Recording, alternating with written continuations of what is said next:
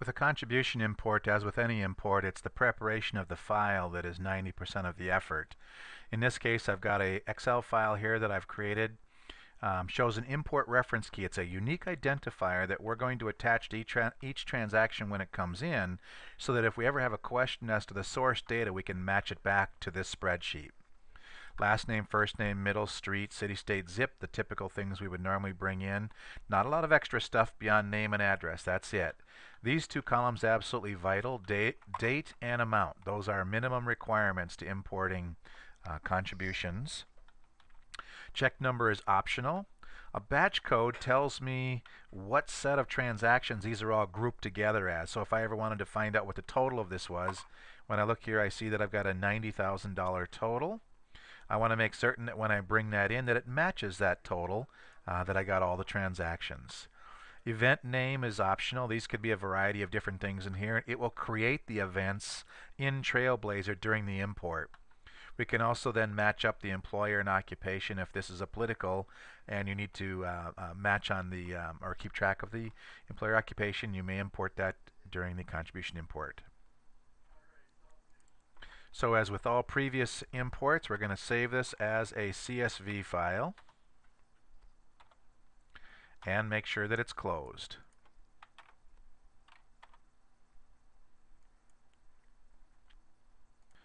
Let's begin the import. Same place as normal. File, import. The one thing we're going to change from previous videos is instead of an add update donor records, we will be doing a contribution import. Indicate what the source file is and match up the fields. We'll manually map this to the import reference key. Checking through, middle didn't map automatically. We'll do that. Date amount, check number, batch code. The event name did not map automatically, so again we'll do that. Event. In this case we map a name to something called an event string. Employer and occupation matched up fine. If during the import you want to be able to add new donors or voters, you would answer yes to this question.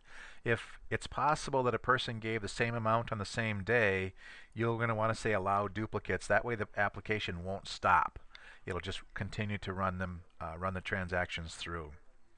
The default payment type is check. The account type, if it's if this is political, you're going to set that to federal.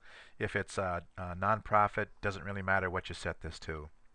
The default cycle, I'm going to bring this into 2010, and if this is an election, you would set the proper election on there. I'll match to the most available. It's going to attempt to do a merge with existing data based on first name, last name, and the address here. If it can't match to existing data, it'll create a new record.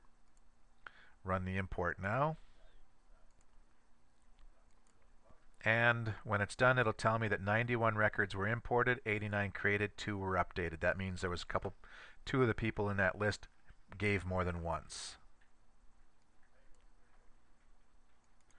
Now to verify that the dollars I brought in equaled the dollars that were in the file, that batch code was 2010 0806 _1.